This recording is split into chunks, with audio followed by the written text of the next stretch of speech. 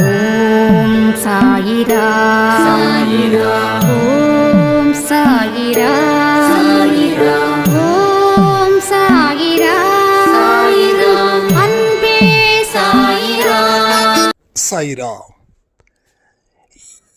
என் உயிரின் உயிரானவர்களே, நான் எதுக்கு மன்னிக்கணும்? மன்னிக்கிறது போலவா அவங்க தப்பு செஞ்சிருக்காங்க? அவங்கள நான் எப்பையும் மன்னிக்கவே மாட்டேன். நான் மன்னிச்சிட்டேன்னா என்னை விட உலகத்தில் ஏமாந்தவன் ஒருவனும் இருக்க முடியாது. கடவுளே மன்னிச்சாலும் நான் மன்னிக்க மாட்டேன் அப்படின்னு ஒரு சாய்ராமுடைய புலம்பல். இந்த புலம்பல் சரியானது தானா? உங்க மனசுல இருந்த வார்த்தைகளை கமெண்டா நீங்க சொல்லுங்க. அறிவுபூர்வமா சொல்ல வேண்டாம், மனப்பூர்வமா சொல்லுங்க. ஏன்னா அறிவு இந்த இடத்துல நம்மளை இன்டெலிஜென்ட்டா காட்ட முயற்சி பண்ணும். மனசு தான் உண்மையா பேசும். ஆமா, அறிவு எப்படின்னா, நீ ஒரு ஆன்மீகத்தில் இருக்க, நீ எந்த உயிரினத்துக்கும் தீங்கு செய்யக்கூடாதுன்னு இருக்க. அதனால மன்னிக்கிறது தான் சரியானதா இருக்கும். நீ மன்னிக்கிறது நல்லதுன்னு சொல்லணும் அறிவு சொல்லும். ஆனா அப்படி வாழ முடியுதா? கேட்குற, வாழ முடியுதா? யாரும் யாரையும் பழிவாங்கணும்னு நினைக்கிறது தப்புன்னு எல்லா மனுஷனுக்கும் தெரியும். ஏன், ஈவன் கடவுளை வணங்காதவனுக்கு கூட தெரியும். கடவுளுக்கும் இவனுக்கும் சம்பந்தம் இல்லாதவன் கூட இப்படி தான் நினைப்பான். மன்னிக்கிறது தான்ப்பா நல்லது, பழி வாங்கி என்னப்பா செய்ய போகிறோம், வாழ்ந்துட்டு போகிறானே அப்படி. இதெல்லாம் அறிவு மூலமாக பேசக்கூடிய வார்த்தைகள். அறிவு உண்மையை தான் பேசும், அறிவு உண்மையை தான் பேசும். அதில் எந்த மாற்று கருத்தும் இல்லை. மனசும் உண்மையாக தான் பேசும். மனுஷனுக்கு இந்த ரெண்டும் தான் பிரச்சனையாக இருக்குது. அறிவு பேசுறது உண்மைன்னா மனசு பேசுறது ஏற்றுக்க முடியுதா? அறிவு சொல்கிறத ஏற்றுக்க முடியுதா? யாராவது ஒருத்தங்களை ஏமாற்றிட்டாங்கன்னா நாம் சொல்லுவோம், பரவாயில்ல வீடு, வாழ்க்கையை வாழு, எத்தனையோ இருக்குது, இதெல்லாம் ஒரு பெரிய விஷயமா? இதை இவன் சொல்லுவான். ஆனால் சொன்னவனுக்கு நேர்ந்துடுச்சுன்னா வீட்டு தனி அறையில் முடங்கிடுவா. அப்போ என்ன ஆகுது? அறிவு உனக்கு காட்டிக்குது உண்மையாக தான் பேசுகிறோன்னு. ஆனால் மனசு அக்செப்ட் பண்ணாதான் கரெக்டாக இருக்கும். கணவன் முயலுக்கு 3 காலுன்னா மனைவி முயலுக்கு காலே இல்லைன்னா அந்த ஒரு வாதத்தை வச்சாங்கன்னா குடும்பம் எப்படி இருக்கும் யோசிச்சு பாருங்க. இப்போ மனைவிக்கு மனைவி நினைக்கணும் 4 கால் தான் முயலுக்கு, இவன் லூசு பையன் உளறிட்டு இருக்கான், இவன் என்னைக்காவது தெரிஞ்சுக்கிட்டான்னா நம்ம காலில் விழுவான். ஆமாண்டி 4 கால் தான் இருக்குது, நான் தெரியாம 3 கால் சொல்லிட்டேன்னு. நீ நான் 3 கால் சொல்கிறது, காலே இல்லைடா, முயலுக்கு காலே இல்லை, ரெக்கை மட்டும்தான் இருக்குது. அப்போது என்ன ஆகுது? ஒருத்தங்களை மாற்றி ஒருத்தங்களை குற்றம் சாத்துறது மட்டும் இல்லை, நீ முட்டாளுன்னா நான் உன்னை விட முட்டாள் அப்படின்றது போல். ஆனால் அறிவுன்றது கரெக்டு, முயலுக்கு 4 கால் தான். அப்போ என்ன ஆகுது? ஒருத்தவங்களுக்கு ஒருத்தவங்க, அதாவது அறிவையும் மனசையும் சொல்கிறேன், வேற வேற ட்ராக்கில் ட்ராவல் பண்ணால் எப்படி இருக்கு ஒரு மனுஷனோட வாழ்க்கை? அது போல தான் இங்கே சில விஷயங்கள் நான் சொல்கிறேன். முடிஞ்சால் முயற்சி பண்ணுங்க. ஆனால் முயற்சி பண்ணி வெற்றி அடைஞ்சிட்டிங்கன்னா உங்கள் மனசில் பாரம் இப்போ சுமந்துட்டு இருக்கீங்களே அது வராது. என்ன தெரியுமா? ஒருத்தவங்களை மன்னிக்கிறதால நீ எல்லாம் என் வாழ்க்கையில் பெரிய விஷயமே இல்லை அப்படின்னு அவங்கள நினைக்க வைக்க தோணும். இப்போது என் வாழ்க்கையில் எனக்கு பின்னாடி ஒரு முதுகில் ஒருத்தவங்க குத்திட்டாங்கன்னு வச்சுக்கோங்களேன். அவங்க என் முதுகில் குத்திட்டாங்க, அவங்க வாழ்க்கை வாழக்கூடாது. என்னைக்காவது ஒருத்தரை கால் பண்ணாங்கன்னா அவங்க மேலே ஃபயர் ஆகக்கூடாது. என்னென்னா அப்படி ஆனிங்களா நீங்கள் கேட்கலாம். சத்தியமாக அப்படி இல்லை. ஏன்னா என்னோடய கேரக்டர்ஸ் தெரிஞ்சு எங்கிட்ட அது விலகினவங்க விலகியே தான் நிற்பாங்க, உள்ளே வரமாட்டாங்க.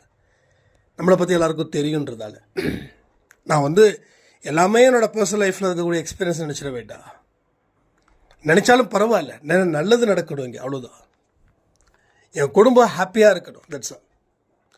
அப்போ என்ன நடக்குது? நான் உன்னை பழி வாங்காமல் விட மாட்டேன். மறுபடியும் அவங்க திரும்பி பேசும்போது நம்ம ஃபயர் பண்ணக்கூடாது.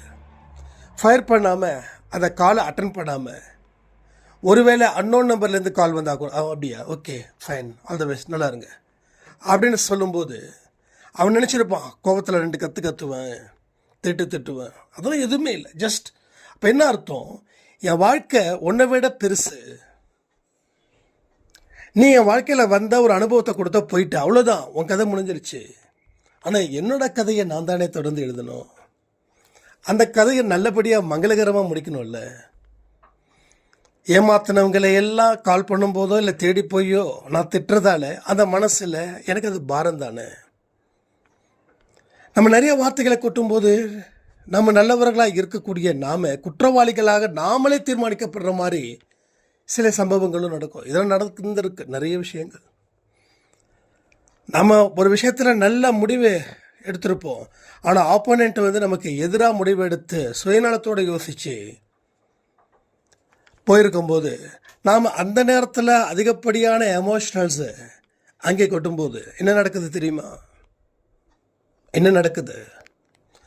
நிறைய வார்த்தைகளை நம்ம பேசி கடைசியில் இப்படிலாம் பேசியிருக்க கூடாதுல்ல, என்ன ஆயிடுச்சு அப்படின்னு நான் குற்றவாளியாக இருக்கிறதுக்கு நான் விரும்பலை. யாராவது குற்றவாளியாக இருக்க விரும்புவாங்களா? மனதளவுலேயும் நீ குற்றவாளியாக இருக்கக்கூடாது. மனதளவில் குற்றவாளியாக இருந்துட்டா நீ அதுலேருந்து மீள முடியாது. ஸோ நீ மீண்டாதான் உன் வாழ்க்கை அடுத்த கதையை சிறப்பாக எழுத முடியும். இல்லைன்னா சிறப்பான கதையே இல்லைன்னா தொடக்கமே இல்லை. தினமும் போர் நடந்தால் என்ன அர்த்தம்? மனுஷன் இருக்க மாட்டான். அப்படி தினமும் போர் நடத்திக்கிட்டே தான் நீயே இருக்க மாட்டேன். இப்போ போரும் முக்கியம், சந்தோஷமும் முக்கியம், உண்மையும் முக்கியம், நேர்மையும் முக்கியம், கனிவு முக்கியம், பண்பு முக்கியம், அதை தாண்டி ஆரோக்கியமும் முக்கியம். இவன் மன்னிச்சிட்டான், இவனை நம்ம கைவிட்டுட்டோமேன்னு அவங்க நினைக்கணும். இந்த மாதிரி விஷயங்கள் நீங்கள் செய்யும்போது அப்போ ஒன்று நீங்கள் சவால் விடுறீங்க, உன்னை விட என் வாழ்க்கையில் என் வாழ்க்கை தான் பெருசு, நீங்களாம் ஜஸ்ட்டு ஒரு கொசு போல, கொசு கடிச்சா அதை பழி வாங்கணும்னு தோணுமா? அதை விரட்டி விட்டு நம்ம உடனே வேலையை பார்க்குறது தான் என் வேலை. கொசுவை அடித்தா மறுபடியும் வந்துக்கிட்டே இருக்கும். கொசு இருக்கிறத நான் ஃபீல் பண்ணாமல் இருந்தால் இருக்கிற கொசு கூட என்ன கடிக்காது. இது உண்மைங்க, இது உண்மை. ஒரு பெரிய புக்கில் ஒரு அருமையான ஒரு இது படித்தேன், அதை நான் ஃபாலோ பண்ணேன். கொசு கடிக்குமே அப்படின்னு நினச்சா தேடி வந்து கொசு கடிக்கும். கொசு கடிக்காது அப்படின்னு இருந்தால் கொசு உன் பக்கத்தில் இருந்தால் கூட உன் உடம்பை டச் பண்ணாது. ஏன்னா உன்னுடைய எண்ணங்களுடைய ஈர்ப்பு சக்தி அது போல். கொசு கடிக்காது அப்படி சொன்னாதான் கடிக்கும் அப்படின்னா போட்டு தள்ளிடும். நேச்சுரலாகவே கடிக்காதுன்ற மனநிலைக்கு நீங்கள் வரணும். அதுக்கு நிறைய ப்ராக்டிஸ் பண்ணணும், மைண்டை கண்ட்ரோல் பண்ணணும், பாசிட்டிவாக திங்க் பண்ணணும், டைவர்ட் பண்ணணும். நம்ம மனசு ஏதோ ஒன்று திங்க் பண்ணுது, அது எதை திங்க் பண்ணணும்னு நாம் முடிவு பண்ணிட்டா அது அதை திங்க் பண்ணும். ஸோ நாம் என்ன முடிவு பண்ணுறோமோ நம்மளுடைய ரெஸ்பான்சிபிலிட்டி, நம்ம தாட்டுக்கு எப்படி இம்பார்ட்டன்ட் கொடுக்குறோமோ அது போல தான் இங்கே எல்லாமே நடக்குது. எதுவும் உங்களை மீறி நடக்கலை, எல்லாமே அண்டர் யுவர் கண்ட்ரோல். நாம் நினைக்கிறோம் அவுட் ஆஃப் கண்ட்ரோல். நோ, எதுவுமே அவுட் ஆஃப் கண்ட்ரோலே இல்லை. நீ கண்ட்ரோலை தவற விட்டதால அது கண்ட்ரோல் ஆச்சு. வண்டியில் பிரேக் பிடிக்காதது வண்டியோட குற்றமா இல்லை உன்னோட குற்றமா? இதுக்கு என்ன ஆன்சர் பண்ணுவீங்க? ஏன்னா வண்டி அப்படின்றது உயிர் இல்லாதது. அதாவது உயிர் இருக்குதுன்னு நம்ம சொல்லியிருக்கோம், ஆனால் இங்கே நான் ப்ராக்டிக்கலாக பேசும்போது சில விஷயத்தை கவனிங்க.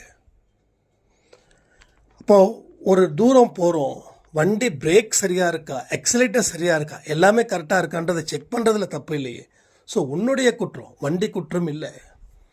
இந்த வண்டியை ஓட்டுறதும் எடுக்கிறதும் முறுக்கிறதும் அதிகப்படியான வண்டியை துரத்துறதும் நீ தான். ஸோ வண்டி உன்னோட கண்ட்ரோலில் இருக்குது, அதே போல் வாழ்க்கையும் உன்னோட கண்ட்ரோலில் இருக்குது. உன்னோட மனசில் எதை நினச்சி நீ ஓடுறன்றதை மட்டும் பாரு.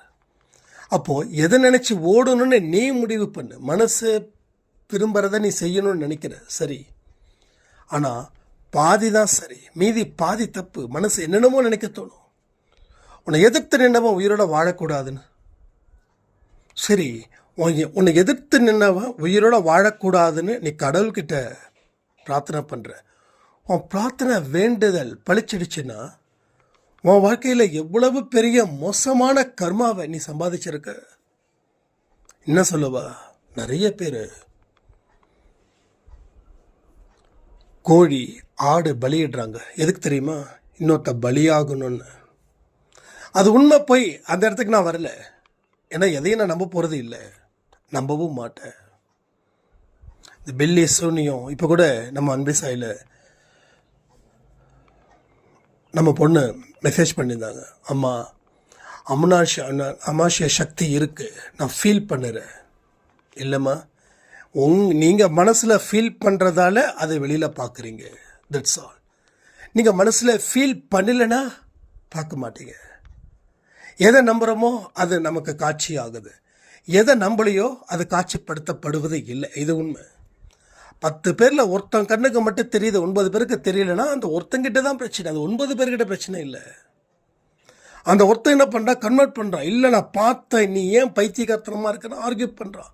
ஒருவேளை இருக்குமோன்னு நினச்சி இவனும் வந்து கன்னத்தில் சாமியா சிவ சிவ சிவ சிவ சிவா, கெட்ட சக்தி இல்லைன்னா கெட்ட சக்தி என்ன வாழ்ந்து ஆண்டுடும் அப்படின்னு நினச்சேன். அப்போ என்ன ஆகுது, அடுத்தவனை பழி வாங்கணும்னா நீ இந்த மாதிரியான காரியத்தை செய்யும்போது இறைவனுக்கும் உனக்கும் இருக்கக்கூடிய தொடர்பு விட்டு போகுது.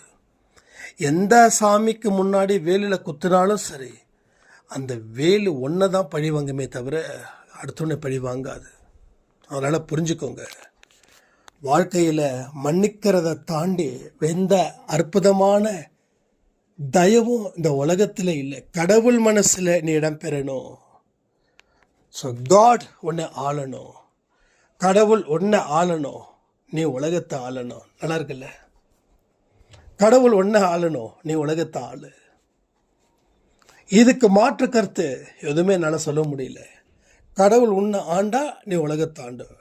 நீ உலகத்தை ஆளும்போது நல்ல விஷயத்த சொல்லுவேன். ஸோ உன்னால் உலகத்தில் இருக்கக்கூடிய அத்தனை மக்களும் சந்தோஷமாக நிம்மதியாக அன்பும் கருணையும் இருக்கக்கூடிய குழந்தைகளாக மாறுவார்கள், குழந்தைகளாக மாறுவார்கள்.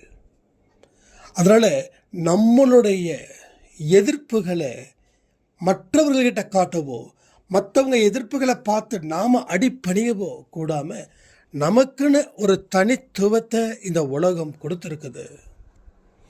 அந்த தனித்துவத்தை வாழ்வதற்கு நான் என்ன சரி பண்ணுவேன்? ஸோ எல்லாத்துக்கும் ஒரே விஷயந்தான். வீட்டில் ஃப்ரிட்ஜ் ரிப்பேர் ஆனால் என்ன பண்ணுறோம், வீட்டில் டிவி ரிப்பேர் ஆனால் என்ன பண்ணுறோம், ஃபோனில் திடீர்னு மெமரி ஃபுல் ஆகிடுச்சுன்னா என்ன பண்ணுறோம்? சொல்லுங்கள், என்ன பண்ணுறோம்? உடம்பு சரியில்லைன்னா என்ன பண்ணுறோம்? சரி பண்ணுறோம் இல்லையா? சரியில்லைன்னு விடலை, உடம்பு சரியில்லைன்னு விடலை. எனக்கு உங்களுக்கு தெரியும், ஃபீவர் இருந்தது, நான் உடம்பை சரி பண்ணேன். வெந்நீர் குடித்து ஒரே ஒரு டோலோ மாத்திரை போட்டேன், அவ்வளோதான். 2 நாளைக்கு முன்னாடி ஒரு சிட்டிசன் போட்டேன். ஏன்னா ரொம்ப அலர்ஜெட்டிக்காக இருந்தது, தூக்கமே வரல, ஒரு மாதிரி ரன்னிங் நோஸ். இந்த 2 டேப்லெட்டை தான் கடவுள் புண்ணியத்திலையும் உங்களுடைய அன்பினாலையும் நான் டெவலப் பண்ணேன். இல்லைன்னா நான் சரி செய்யாமல் விட்டிருந்தா மாத்திரை கூட போடாமல் விட்டுருக்கலாம். மாத்திரை போடுறது எனக்கு பிடிக்காது, ஆனால் வீட்டில் இருக்கக்கூடிய ப்ரெஷர், வீட்டில் போட்டு தான் ஆகணும், ஏமாற்ற முடியல. சரி ஓகே, அப்படியே ரெண்டு டேப்லெட் போட்டேன், அவ்வளோதான், தட்ஸ் ஆல். வேறு ஒன்றுமே, 3 டேப்லெட் போட்டேன், 2 டோலோ ஒரு சிட்டிசன், தட்ஸ் ஆல்.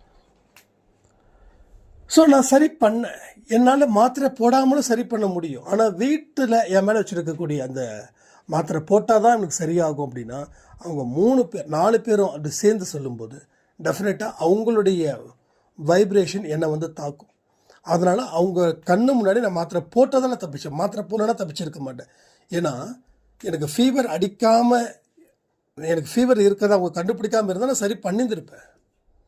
பட் மாத்திரை போட்டால் தான் சரியாகும் அப்படின்னு அவங்க நம்ம மேலே ஒரு முத்திரை குத்தும்போது அந்த மாத்திரை தான் அந்த இடத்துல ஒரு ஹீரோவை மாறும். என்னதான் ஹீரோ தானே காப்பாற்ற முடியும். இப்போ மாத்திரை ஹீரோவாக போயிடுச்சு. அதுக்கப்புறம் உங்ககிட்ட சொன்னேன்லப்பா, மாத்திரை எல்லாம் வேண்டாம், எனக்கு செட் ஆகாது, நான் என்னை சரி பண்ணிக்க தயாராகிக்கிறேன், நீங்கள் எதுக்கும் ஃபீல் பண்ண வேண்டாம், சரி இனிமேல் நாங்கள் ப்ரெஷர் பண்ணலை அப்படின்னாங்க. ஸோ எது சரி இல்லைன்னாலும் சரி பண்ணுறோம். ஆனால் உன் மனசு சரியில்லாமல் இருக்கே, அதை நீ சரி பண்ணியான்னா சத்தியமாக இல்லை. பழிவாங்குதலும் வாழ்க்கையை எதிர்த்து அவங்கள நின்று போராடி நான் ஜெயிப்பன்றதுலேயும் உங்களுடைய எனர்ஜியை வேஸ்ட் பண்ணாதீங்க. உங்கள் எனர்ஜின்றது கடவுள் கொடுத்த ஒரு வரம். நீங்கள் நடக்கிறீங்க ஒரு வரம், பேசுகிறீங்க ஒரு வரம், பார்க்குறீங்க ஒரு வரம். உங்கள் அறிவை கொண்டு ஒரு விஷயத்தை ஒரு கட்டமைப்பு செய்கிறீங்க, தட்ஸ் வரும். எல்லாமே என்ன சொல்கிறது, எல்லாமே வரும். அப்போது நீ இதெல்லாம் செஞ்சால் நீ மற்றவனை பழி வாங்கணும் அப்படின்ற தாட்டே உனக்கு வராது. ஸோ மற்றவர்கள் உன்னை பார்த்து ஏங்கி பார்க்குறாங்களோ இல்லை குனிஞ்சு வணக்க வைக்கிறாங்களோ அது நமக்கு பிரச்சனை இல்லை. மற்றவங்க என்னை பார்த்து பயப்படுறதால என் வாழ்க்கை உயரப்போகிறது இல்லை. மற்றவங்க என் காலில் விடுறதால என் வாழ்க்கை உயரப்போவது இல்லை. ஆனால் மனுஷன் இந்த அல்ப சந்தோஷத்துக்காக வாழ்க்கை ஃபுல்லாக இதற்காகவே செய்து ஒன்று ஜெயிக்கிறான் இல்லை தோக்குறான். ஜெயித்தாலும் அவனுக்கு அதில் சந்தோஷம் வரலை. ஏன்னா வாழ்க்கையில் பின்பகுதி அவன் காலத்தை வீணாக்குறதால காலம் வேற அவனுக்கு மோசமான ஒரு பாடத்தை சொல்லி கொடுக்குது. ஸோ இதை எல்லாத்தையும் நீங்கள் தெரிஞ்சுக்கும் போது உன்னை பழி வாங்கிறதுக்காக என் வாழ்க்கையை வாடலை. நீ என்ன தப்பு பண்ணாலும் சரி, என் வாழ்க்கையை மாற்றி போட்டாலும் சரி, நான் உன்னை மன்னிக்கிறேன். நான் மன்னிக்கிறதுல தான் எனக்கு சக்தி பெருகுது. உன்னை பழி வாங்கணும்னு நினைக்கும் போது என் சக்தியை நான் எடுக்கிறேன். சக்தி இழந்தா சக்தி அற்றவனா நான் மாறிடுவேன். இந்த பூமியில் வாழ முடியாது. ஸோ நான் ஒரு எனர்ஜெட்டிக் பர்சன் அப்படின்னா ஐ வில் பி ஸ்ட்ராங். அப்போ நான் ஸ்ட்ராங்காக இருந்தால் தான் நான் எனர்ஜெட்டிக்கான ஒரு பர்சனாக இருக்க முடியும். அதனால் மன்னிக்கக்கூடிய சக்தியை வளர்த்து கொண்டால் உங்கள் சக்தி உயரும், உங்களுடைய கை ஓங்கும். உங்கள் வாழ்க்கையில் என்றைக்குமே பயமோ பதட்டமோ இல்லாத ஒரு வாழ்க்கையை சாயப்பா ஏற்படுத்தி தருவார். சப்ஜெக்ட் முடிஞ்சுது. இப்போ பொது சப்ஜெக்டுக்கு வர. எங்கிட்ட நேற்று மட்டும் ஒரு 20 பேருக்கு மேலே தம்பி யாருக்கு ஓட் பண்ணுறதுன்னு தெரியல, நீங்கள் சொல்லுங்கள், நீங்கள் யாருக்கு ஓட் போடுவீங்க அப்படின்னு. ஓட்டு போடுறது அவங்கவுங்களுடைய தனிப்பட்ட உரிமை, ஓகேங்களா? ஸோ நான் உங்களுக்கு சொல்லக்கூடிய ஒரே பாடம், உங்கள் ஊரில் இருக்கக்கூடிய வேட்பாளர் அவர் ஜெயிக்கிறாரு தோக்குறாருன்றது முக்கியம் கிடையாது, ஓகேங்களா? நீங்கள் பல வருஷமாக ஒரே கட்சியில் தான் இருந்தேன், அதனால் அதேக்கே நான் ஓட்டு போடுறேன், இது உண்மையிலேயே சொல்கிறேன், தப்பான ஒரு ஐடியாலஜியை நீங்கள் வளர்த்துக்க கூடாது. அன்பே சாய் குடும்பம் ஒரு பிரில்லியண்ட்டான அறிவு சார்ந்த குடும்பம். அதனால் உங்கள் வேட்பாளரையும் உங்கள் கட்சியையும் அந்த வேட்பாளர் கட்சியையும் நினச்சி பாருங்கள். வேட்பாளர் நல்லா இருந்து கட்சி மோசமாக இருந்தாலும் வேட்பாளருக்கு ஓட் பண்ணுறது தப்பே கிடையாது. ஸோ கட்சியும் சரியில்லை வேட்பாளரும் சரியில்லை அப்படின்னா உங்களுக்கு அந்த கட்சி தான் பாரம்பரியமாக நான் ஓட் பண்ணுறேன் அப்படின்னா அந்த கட்சிக்கு ஓட் பண்ணாதீங்க. ஸோ எந்த வேட்பாளர் சிறப்பாக இருக்காங்களோ, அறிவில் வல்லவர்களாக இருக்காங்களோ, எல்லா இடத்துலையும் விவாதம் செய்வதில் வல்லவர்களாக இருக்கிறார்களோ, உண்மையை ஒத்துக்கொள்கிறார்களோ அவருக்கே ஓட் பண்ணுங்க. ஒருவேளை வேட்பாளர் சரியில்லை, வேட்பாளர் பற்றி எனக்கு சரியாக அறிமுகம் இல்லை, ஆனால் கட்சி அதனுடைய தலைவர் அறிவுபூர்வமாக இருக்கார், நல்ல சிந்தனையில் இருக்கார், எதுவாக இருந்தாலும் கரெக்டான முறையில் பேசுகிறாரு, எமோஷனல் இல்லாமல் இருக்கார், ஒழுக்கம் முடிஞ்ச அளவுக்கு எனக்கு ஒழுக்கமான மனிதராக தெரிகிறாரு. ஒழுக்கமாக இருக்கணும், அதாவது நல்லவனாகவும் இருக்கணும், வல்லவனாகவும் இருக்கணும். ஸோ நல்லவனாக இருந்தால் தான் வல்லவனாக இருக்கணும், வல்லவனாக இருந்தால் தான் நல்லவனாக இருக்கணும்லாம் இல்லை. நல்லவன் ப்ளஸ் வல்லவன். யார் உங்கள் கண்ணுக்கு முன்னாடி தென்படுகிறார்களோ அவர்களுக்கு நீங்கள் ஓட் பண்ணுங்க. ஓகே, ஏன்னா உங்கள் ஓட் நான் போட்டு தான் ஜெயிக்கணுமா, இதெல்லாம் சலிப்புத்தனம். எஸ், நீங்கள் ஒரு நல்ல மனுஷனுக்கு ஓட் பண்ணும்போது கடவுள் உங்களை ஆசீர்வதிக்கிறார். ஏன்னா இங்கேயும் கடவுள் வரும். ஆன்மீகமும் அரசியலும் ஒன்று தான். ஆன்மீகம் வேறு, அரசியல் வேறு அப்படின்ற ஒரு சித்தாந்தத்தை, லாஜிக்கை நம்ம கொண்டு வரலாம். ஆன்மீகமும் அரசியலும் ஒன்று தான். அதனால் நல்ல தீவிரமாக யோசித்து உங்கள் வேட்பாளர் எப்படிப்பட்டவர், வேட்பாளர் கட்சி எப்படிப்பட்டது. திரும்பவும் சொல்கிறேன், வேட்பாளர் நல்லவராக இருந்து கட்சி மோசமாக இருக்கே அப்படின்னா வேறு வேட்பாளர் இன்னும் பெஸ்ட்டாக இருக்காங்கன்னா பார்த்து ஓட் பண்ணுங்கள். இல்லைப்பா என் கண்ணுக்கு தெரியல, இவர் தான் தெரிகிறாரு, இவர் நல்ல மனுஷன், சூப்பரான மனுஷன் அப்படின்னா தாராளமாக நீங்கள் ஓட் பண்ணுங்கள். ஓகேவா? ஸோ கடவுள் உங்கள் கூட இருக்கட்டும் சொல்லி இந்த பதிவை நான் முடிக்கிறேன். ஜெய் சாய்ராம்.